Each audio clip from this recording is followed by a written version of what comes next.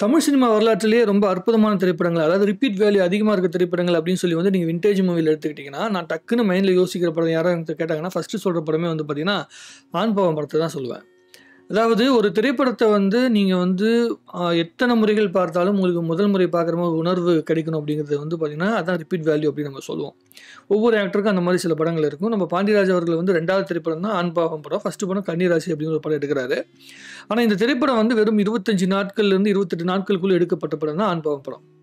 ஒரே லொகேஷன் போய் எடுக்குறாங்க. ரொம்ப சாதாரண ஒரு கதை அம்சம் உள்ளது. வெறும் அண்ணன், தம்பி அ இடைப்பட்ட ஒரு ஃப்ரெண்ட்ஷிப்பு, அதே மாதிரி அண்ணன் தம்பிக்கும் இடைப்பட்ட வந்து அந்த காதல் போராட்டம் அதெல்லாம் வந்து பார்த்தீங்கன்னா, ரொம்ப ஜென்யூனா ரொம்ப அழகான விதத்தில வந்து காட்டப்பட்ட படமா இருந்தது. ஸோ அந்த திரைப்படம் வந்து ஏன் இவ்வளோ பெரிய வெற்றி அடைஞ்சது அப்டின்னா, நீங்க அந்த படத்த பார்க்கும்போது, அந்த படத்துக்குள்ள நீங்க எந்த அளவு டிராவல் பண்ணி போறீங்க அப்டிங்கிறத பொறுத்து. ஆனா இந்த படத்த மொதல்ல எனக்கு அட்ராக்ட் பண்ண முதல் விஷயம் என்னன்னா, அந்த ஓப்பனிங் சீன்ல வந்து பார்த்தீங்கன்னா, ஒரு சண்டை வரும். ஒரு ஃபைட் சீன் வரும். அப்போ வந்து பார்த்தீங்கன்னா, அந்த கார் ரிவர்ஸ் எடுக்கிற விஷயம் இருக்குல்ல. இந்த ரிவர்ஸ் எடுத்துட்டு போய் வந்து முட்டிச்சான்னு பாரு அப்படின்னு சொல்லிட்டு வந்து ஒருத்தர் சொல்லுவாரு. இவரு பின்னாடி வந்துட்டே இருப்பாங்க. அதுக்கப்புறமேட்டு அங்க மோரி ஒண்ணு இருக்கும். அந்த மோரியில வந்து முட்டுன பிறகு முட்டிருச்சுங்க அப்படின்னு சொல்லி வந்து பாண்டியராஜ் சொல்லுவாரு. அதுக்கப்புறம் கார் டிரைவர் வந்து பார்த்தீங்கன்னா அடிப்பாரு. ஸோ அந்த மாரி ஒரு ஃபைட் சீக்வென்ஸ் ஒண்ணு வரும். இந்த திரைப்படத்தில வந்து பாண்டியராஜ் சார் வந்து நடிக்கிறதுக்கு முன்னாடி வேற ஒரு ஆக்டர் தான் நடிக்கிற மாரி இருந்துச்சாம். பட் ஆனா, எந்த ஆர்டிஸ்ட்டுமே வந்து இவர் வந்து 2வது படம் தான் பண்றாரு அப்படிங்கும்போது நெறைய பேர் வந்து ஒத்துக்கல அப்படிங்கிறனால, நானே நடிக்கிறேன் அப்படின்னு சொல்லிட்டு வந்து அவர் இறங்கி நடிச்சிருக்காரு. அது மிகப்பெரிய வந்து எனக்கு தைரியத்த குடுத்துச்சு. சில பேர் என்ன சொன்னாங்கன்னா, படம் நடிச்சு முடிச்சுட்டு ப்ரீவியூ ஷோ பார்க்கும்போது கூட, "நீலாம் எப்படி இந்த படம் நடிச்ச?" அப்படிங்கிற மாரி நெறைய பேர் வந்து சொன்னாங்களாம். அதையெல்லாம் அவர் தாண்டி படத்துடைய வெற்றிய பார்த்துட்டு வந்து எல்லாருமே கொண்டாடியிருக்காங்க. எனக்கு என்ன ரொம்ப ஆச்சரியமான விஷயம்னா, அந்த நேரத்தில வெறும் எவ்வளவு கிரிட்டிக்கலான சூழ்நிலை இருந்திருக்கு பாருங்களேன். ஏன்னா கன்னிராசி படத்தில வந்து ரேவதி அவர்கள் நடிக்கிறாங்க. ரேவதி அவர்கள் ரொம்ப பீக்ல இருக்கிறாங்க அப்போ. அப்போ வந்து ரேவதி அவர்களுடைய கால் ஷீட் வந்து பார்த்தீங்கன்னா, வெறும் 3 நாட்கள் தான் கிடைக்குது. 3 நாள் தான் கால் ஷீட் கிடைக்குது அப்படிங்கிற பட்சத்தில, வேற வழி கிடையாது. என்னால டப்பிங் பண்ணுறதுக்கு எனக்கு நேரம் கிடையாது அப்படின்னு சொல்லும்போது, அவங்க என்ன பண்றாங்க, "சரி நீங்க முதல் நாள் வந்துருங்க. உங்களுக்கு முதல் நாள் வச்சு ஒரு பாட்டு எடுத்துட்டு, ஒரு சீக்வென்ஸ் எடுத்து முடிச்ச பிறகு, அதுக்கப்புறமேட்டு நீங்க பேசாத மாரி வந்து ஊமையாக்கிர்றேன்" அப்படின்னு சொல்லி வந்து எடுத்திருக்காரு. ஆண் பாவம் படத்தில வந்து ரேவதி அவர்கள் வந்து கல்யாணம் இதாயிருச்சுன்னு சொல்லி கேன்சல் ஆயிருச்சுன்னு சொன்ன உடனே போய் வந்து சூசைட் அட்டெம்ப்ட் பண்ணதுக்கு அப்புறமேட்டு பேச முடியாம போனதுக்கு காரணம் வந்து அவங்க டப்பிங் பேசுறதுக்கு நேரம் இல்ல அப்படிங்கிறனால, அவங்க வந்து பார்த்தீங்கன்னா, பேசாத மாரியே சீக்வென்ஸ் வச்சு ஒரு படத்த கொண்டு போயிருக்காரு.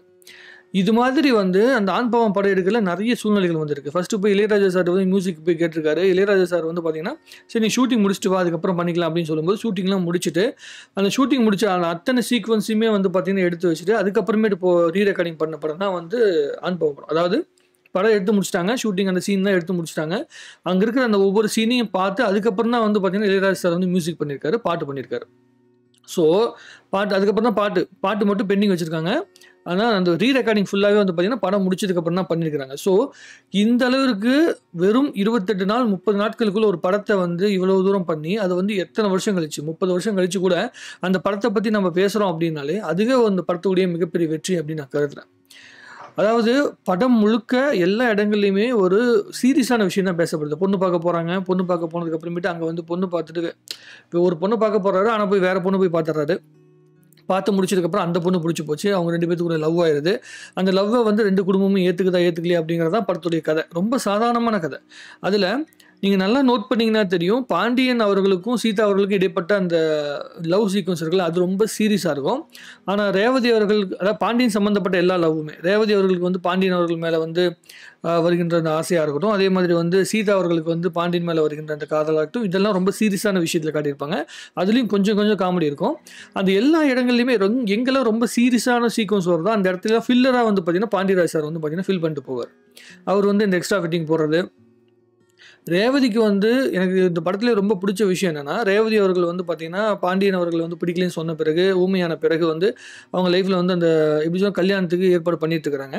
அப்போ பாண்டியன் அவர்கள் வந்து அவரோட வீட்ல போய் வந்து இன்ட்ரோடியூஸ் ஆகுறாரு. அப்போ வந்து பாண்டியராஜ் சார் இன்ட்ரோடியூஸ் ஆகுறாரு. அங்க போயிட்டு அவர் அந்த என்ன சொல்றதுன்னா காஃபி போடுறேன்னு சொன்னதா இருக்கட்டும். அதே மாரி வந்து அந்த பேட்டரி வந்து திருடி வச்சுட்டு போயிட்டு வந்து அவரு சொல்லுவாரு.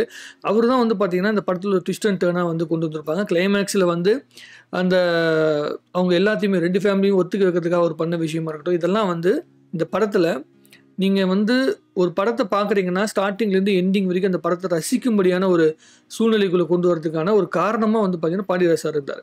இப்ப நம்ம எல்லாத்துக்குமே பாண்டியராஜ் சார் வந்து நெறைய காமெடி படங்கள்லாம் பார்த்து தான் அவர் வந்து ரொம்ப பிடிச்சிருக்கு. ஆனா, முதல் படத்துல வந்து இப்படி ஒரு விஷயத்த யாருமே எதிர்பார்க்க மாட்டாங்க. முதல் படத்துல நடிக்கிற ஒரு நடிகராவே பாண்டியராஜ் சார நம்ம உணரவே முடியாது. அவருடைய லுக்குக்கும், அவரோட ஹெயிட்டுக்கும், அவருடைய பாடி லாங்குவேஜுக்குள்ள, அவர் எழுதியிருக்கிற அந்த ஸ்கிரிப்டுக்குள்ளே வந்து பார்த்தீங்கன்னா, அவரோட அந்த பர்ஃபார்மன்ஸை காட்டியிருப்பாரு. நான் இப்போ பார்க்கும்போது ரொம்ப ஆச்சரியமா இருக்கு. நான் இப்படி பண்ணேன்னு எனக்கே தெரியல அப்படின்லாம் பாண்டியராஜ் சார் வந்து சொல்றாரு. பட் ஆனா அவருக்குள்ள இருந்திருக்கு. நம்முடைய பாக்கியராஜ் சார்கிட்ட வந்து ஒர்க் பண்ணுன அந்த காமெடி சென்ஸ் வந்து பார்த்தீங்கன்னா, பாண்டியராஜ் சார் தான் பர்ஃபெக்ட்டா பிடிச்சது. பார்த்திபன் சார் வந்து ஓரளவுக்கு பிடிச்சிருந்தாரு. ஆனா அவர் வந்து ஒரு கருத்தியல் ரீதியா நிறைய பேசுவாரு. அண்ட் பாண்டியராஜ் சார் தான் வந்து பார்த்தீங்கன்னா, எப்படி பாக்கியராஜ் சார் ஒரு சீரியஸான கதைக்குள்ள ஒரு காமெடியான விஷயத்த கொண்டு வருவாரோ, அதே மாதிரி தான் வந்து பாண்டியராஜ் சார் நிறைய படங்கள் பண்ணியிருக்காரு. மனைவி ரெடின்னு ஒரு படம் இருக்கு. அந்த படமும் அற்புதமான படம். நீங்க பார்த்தீங்கன்னா உங்களுக்கு தெரியும். கன்னிராசிலாம் வாய்ப்பே கிடையாது. நம்மளுடைய கவுண்டமணி சார் வந்து பார்த்தீங்கன்னா, அவரோட ஃபோட்டோக்கே மாலை போடுவார்ல, அந்த சீன்லாம் வந்து பார்த்தீங்கன்னா, நம்ம பாண்டியராஜ் சார் தான் வந்து எழுதியிருக்காரு. ஸோ அவரோட படம் தான் அது. ஸோ அந்த படங்கள்லாம் பண்ண பாண்டியராஜ் சாரை வந்து பார்க்கும்போது, ரொம்ப பெரிய திறமைக்கும், அவருடைய உருவத்திற்கும், அவங்களுடைய பேச்சுக்கும் வந்து சம்மந்தமே இல்லை அப்படிங்கிறது தான் வந்து நம்ம புரிஞ்சுக்க வேண்டிய விஷயமா இருக்கு. ஆண் பாவம் திரைப்படம் இந்த தமிழ் சினிமா இருக்கும் வரை அந்த சினிமா வந்து வாழ்ந்துக்கிட்டே இருக்கும். படம்லாம் எடுத்து முடிச்சிடறாங்க. படம் எடுத்து முடிச்சதுக்கு அப்புறமேட்டு பாட்டு எடுத்து முடிக்கணும் அப்படிங்கிற ஒரு சூழ்நிலை வருது. அந்த நேரத்தில் வந்து பார்த்தீங்கன்னா, எந்த ஒரு ஆர்டிஸ்ட்டும் கிடையாது. ஜூனியர் ஆர்டிஸ்ட் மட்டும் தான் இருக்காங்க. அதாவது லேடி ஆர்டிஸ்ட்டே கிடையாது. இந்த காதல் கசக்குதைய பாட்டு எடுக்கும்போது லேடி ஆர்டிஸ்ட் கிடையாது. ஸ்டுடியோவும் கிடைக்கலையா. அப்போ என்ன பண்ணா, ஸ்டுடியோவில் ஃபுல்லாகவே எல்லாம் செட் எடுத்துட்டாங்க. எடுத்ததுக்கு அப்புறமேட்டு வெறும் ஸ்க்ரீனை மட்டும் தொங்க போட்டுட்டு, வெறும் பசங்க ஆட தெரிஞ்சவன், அங்கே வெளியே இருக்கவன் எல்லாத்தையும் நிற்க வச்சு ஆடிட்டு, ஆட தெரியாதவங்களாம் நிற்க வச்சு ஆடி, அதுக்கு நடுவில் அவர் வந்து பார்த்தீங்கன்னா ஆடியிருக்காரு. பாண்டியராஜ் சார் வந்து ஆடி அந்த பாட்டு ஃபுல்லாக எடுத்திருக்காங்க.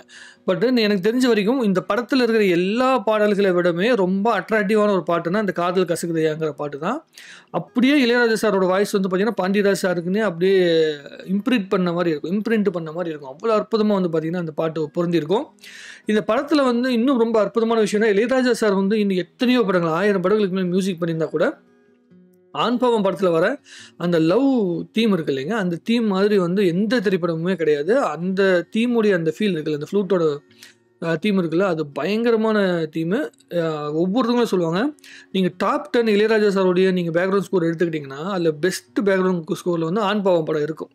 எவ்வளோ பெரிய லக்கு பாருங்களேன். 2வது திரைப்படம் பண்ண ஒரு இயக்குனருக்கு இவ்வளோ பெரிய லக்கு கிடைக்கிறது ரொம்ப பெரிய விஷயம். அதே மாதிரி 30 வருஷம் கழிச்சு கூட அந்த படத்தை பற்றி நம்ம பேசிகிட்டு இருக்கோம் அப்படிங்கிறதே ரொம்ப பெரிய அற்புதமான விஷயம், பெருமையான விஷயம் அப்படின்னு நான் கருதுனேன். எனக்கு வந்து ஆண் பாவம் படம் வந்து என்னுடைய மனசுக்கு ரொம்ப ரொம்ப நெருக்கமான படம். இந்த படத்துடைய கதையை வந்து உங்கள் எல்லாருக்குமே தெரியாமல் இருக்காது. ஆனால் அந்த படம் என்னுடைய மனசுக்கு என்ன மாதிரியான பாதிப்பு ஏற்படுத்துச்சு, என்ன மாதிரியான உணர்வுகளை கொடுத்துச்சு அப்படிங்கிறத உங்ககிட்ட ஷேர் பண்ண சொல்லி ஆசைப்பட்டேன். உங்களுக்கு ஆண் பாவம் படத்தில் எந்த சீக்வன்ஸ் ரொம்ப பிடிக்கும்? என்ன சீன்கள் வந்து உங்களுக்கு வந்து ரொம்ப அட்ராக்டிவான சீனாக இருந்துச்சு?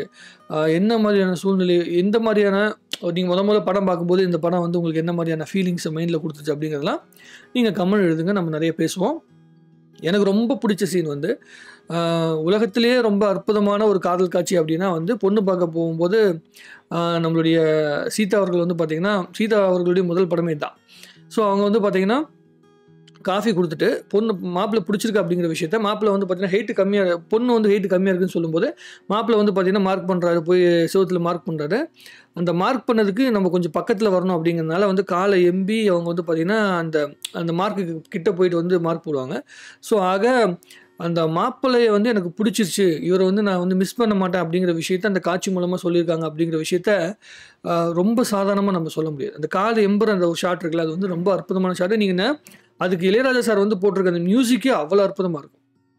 அந்த தீம் மியூசிக் ஒவ்வொரு இடத்துலையும் படத்தில் வரும்போது எனக்கு ரொம்ப பிடிச்ச விஷயம் என்னென்னா, அந்த ஆண் பாவம் படத்துடைய தீம் மியூசிக் நிறைய இடங்களில் வரும், நிறைய எமோஷனலான இடத்துல வரும், அதே மாதிரி ஜாலியான இடத்துல இதெல்லாமே வரும். ஆனால் எனக்கு ரொம்ப பிடிச்ச விஷயம் என்னென்னா, நம்மளுடைய பாண்டியராஜ் சார் வந்து படம் எடுத்து முடிச்சுட்டு வந்துட்டார்ல, எல்லா சீன்ஸும் அங்கங்கே போய் நிற்க வச்சு எடுத்துட்டார்ல, சீதா அவர்கள் நடக்கிறதுக்கு பாண்டியன் அவர்கள்லாம் நடக்கிற மாதிரிலாம் சீக்வன்ஸ் எடுத்திருப்பார். அப்போ என்னென்னா, பாண்டியன் சார் வந்து சொல்லியிருப்பாரு, நீங்கள் வந்து நாளைக்கு இங்கே வரணும், அந்த வாட்ச் கொண்டு வந்து கொடுக்கறதுக்கு நீங்கள் வரணும் அப்படின்னு சொல்லியிருப்பாரு. அப்போ என்னென்னா, பாண்டியன் சார் அந்த தீம் மியூசிக் போட்டுட்டு அந்த தண்ணி இருக்குல்ல, அந்த ஆற்றுக்குள்ளே வந்து நடந்துட்டு வருவார். அந்த காலை உதறிக்கிட்டு அப்படியே நடந்து வருவார்.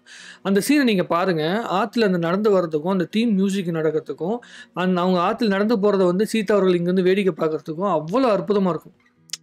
அந்த ஒரே ஒரு லொக்கேஷனுக்குள்ளே எவ்வளோ அழகியல் அவங்களால காட்ட முடிச்சது. ஃபிலிமில் எடுக்கும்போதே நீங்கள் யோசிச்சு பாருங்கள். ஃபிலிமில் எடுக்கிறோம்னா அப்போல்லாம் வந்து ஒரு ஷாட்டு முடிவு பண்ணாங்கன்னா அதை வந்து கட் பண்ணாமல் எடுக்கணும். இல்லைன்னா வந்து அந்த ஃபிலிமே வேஸ்ட், ரீயூஸ் பண்ண முடியாது. கட் பண்ணி நிறைய யூஸ் பண்ண முடியாது. ஸோ அப்படிப்பட்ட சூழ்நிலைக்குள்ளேயே எவ்வளோ அழகான விஷயங்கள் நடந்திருக்கு. மியூசிக்காக இருக்கட்டும், அதே மாதிரி ரைட்டிங்காக இருக்கட்டும், கேமரா ஒர்க்காக இருக்கட்டும், இது எல்லாமே வந்து பார்த்திங்கன்னா அவங்களுக்கு நடந்திருக்கு. அவங்க என்ன நம்பியிருக்காங்கன்னா, அந்த டைமில் படம் எடுத்தவங்களாம் என்ன நம்பியிருக்காங்கன்னா, திரைக்கதையும் வசனங்கள்லையும் மிக அற்புதமான ஒரு விஷயங்கள நம்பியிருக்காங்க. வசனங்கள் மூலமாக திரைக்கதை நகர்ந்த வரைக்கும் இங்கே அற்புதமான மேஜிக்லாம் நடந்திருக்கு. மனித உணர்வுகளுக்கு அதிகமான இம்பார்ட்டன்ஸ் குடுத்துருக்காங்க. அதாவது லவ்வுனா அந்த லவ்வ உணர்றது. நான் உன்ன லவ் பண்றேன் அப்படிங்கிற விஷயத்த விட, சொல்றத விட, அந்த லவ்வ உணர வைக்கிறதுல தான் அவங்க அதிகமா கருதியிருக்கிறாங்க. அப்படிப்பட்ட ஒரு மேஜிக்கான திரைப்படம். இந்த படத்த பத்தி நான் பேசணும்னா அவ்வளோ பேசலாம். எனக்கு பாண்டியராஜன் சார்ட்ட வந்து பேசணும்னு ரொம்ப ரொம்ப ஆசை. ஆண் பாவம் படம் பாண்டியராஜன் சார்லாம் என்கிட்ட நான் தனியா கிடைச்சாருன்னு வச்சுக்கங்களேன், பேசியே கொன்றுவேன். அந்த அளவுக்கு வந்து பார்த்தீங்கன்னா, ஆண் பாவம் படத்த பத்தி அவர்ட்ட அவ்வளோ பேசணும்னு எனக்கு ரொம்ப ரொம்ப ஆசை. வாய்ப்புகள் என்னோட லைஃப்ல அப்படி ஒண்ணு கிடைச்சிருந்தா கண்டிப்பா அவர்ட்ட நெறைய பேசணும். ஏன்னா, அவ்வளோ பெரிய மேஜிக்க வந்து என் லைஃப்ல வந்து உருவாக்கியிருக்காரு. மனசுக்கு ரொம்ப இதமான ஒரு ஃபீலிங் வந்து அவர் குடுத்துருக்காரு. இந்த மாதிரியான திரைப்படங்கள் தான் நம்மளுடைய தமிழ் சினிமாவுக்கு ரொம்ப ரொம்ப அவசியமான படம். ஒவ்வொரு இயக்குனர்களும் இந்த மாரி ஒரு படத்த வந்து குடுத்துருப்பாங்க. ஸோ, அற்புதமான இந்த படத்த நம்மகிட்ட குடுத்த பாண்டியராஜ் சாருக்கு வந்து இந்த நேரத்தில கூட நான் வந்து நன்றிகளையும், வாழ்த்துக்களையும் வந்து சொல்லிக்கிறேன். ஒரு அத விட மிக முக்கியமான விஷயம் என்ன இருக்கு? நீங்க தான் சொல்லணும். என் மனசுல இருக்கிறதெல்லாம் மொத்தமா கொட்டிட்டேன். இது வந்து ஒரு ரிவ்யூ அப்படிங்கிற ஃபார்மேட்லயே சொல்லல. மனசுக்கு என்ன தோணுதோ அப்படியே ஆண் பாவம் படத்த பத்தி மைண்ட்ல என்ன தோணுதோ அது எல்லாத்தையும் அப்படியே சொல்லிட்டேன். நீங்க உங்களுக்கு என்ன தோணுதோ அத வந்து கமெண்ட்ல எழுதுங்க. நம்ம நெறைய பேசுவோம். நன்றி, வணக்கம். வாழ்க தமிழ்நாடு! வளர்க தமிழ் சினிமா!